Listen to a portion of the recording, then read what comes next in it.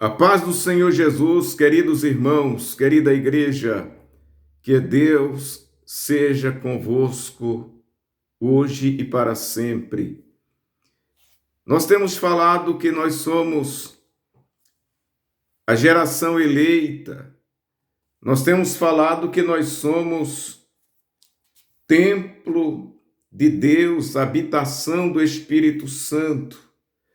E hoje eu quero meditar um pouquinho sobre a condição de filhos de Deus. Na primeira carta do apóstolo João, capítulo 3, versículo 2, assim ele diz: Amados, agora somos filhos de Deus, e ainda não é manifesto o que havemos de ser. Mas sabemos que quando ele se manifestar, seremos semelhante a ele, porque assim como ele é, o veremos. Eu chamo a atenção para essa expressão: agora somos filhos de Deus. Agora. Agora, porque antes não éramos. A Bíblia fala que nós éramos filhos da desobediência.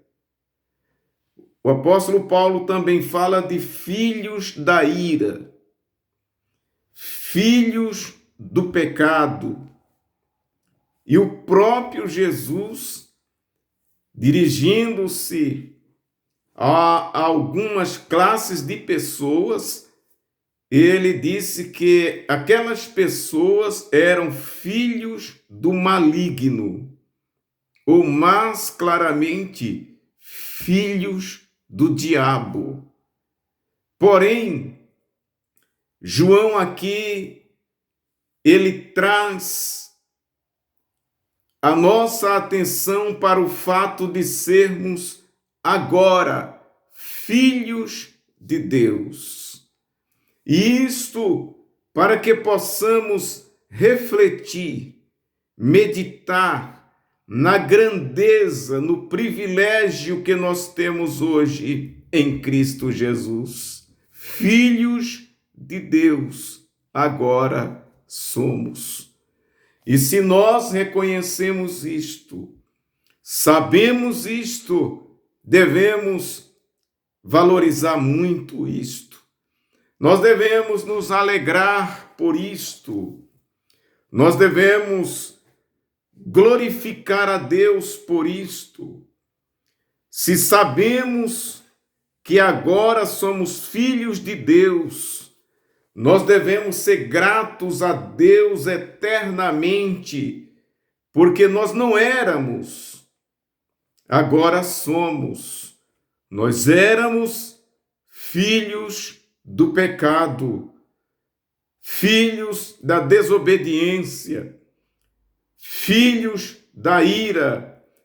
Nós éramos pessoas caídas, separadas de Deus, distanciadas ou distanciados de Deus, mas agora somos filhos de Deus. E essa palavra é exatamente para mostrar que nós não somos mais o que éramos. Se nós não tínhamos valor, agora nós temos.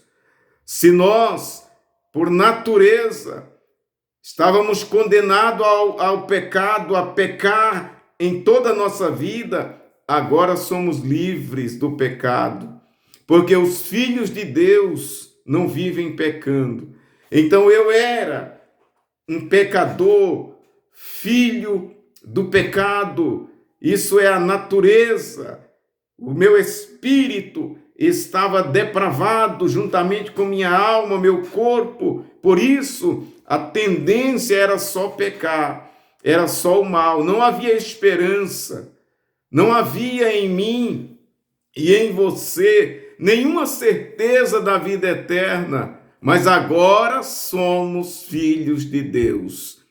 Cristo Jesus nos fez filhos de Deus.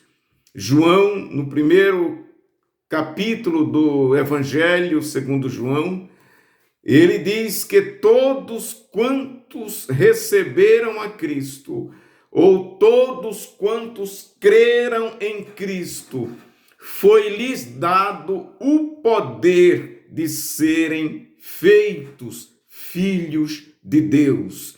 Por isso, irmão, irmã, igreja do Senhor Jesus, nós devemos ter uma vida de ousadia, uma vida de alegria, uma vida de esperança contínua, uma vida de prazer, de fé, uma vida de segurança, porque somos filhos de Deus.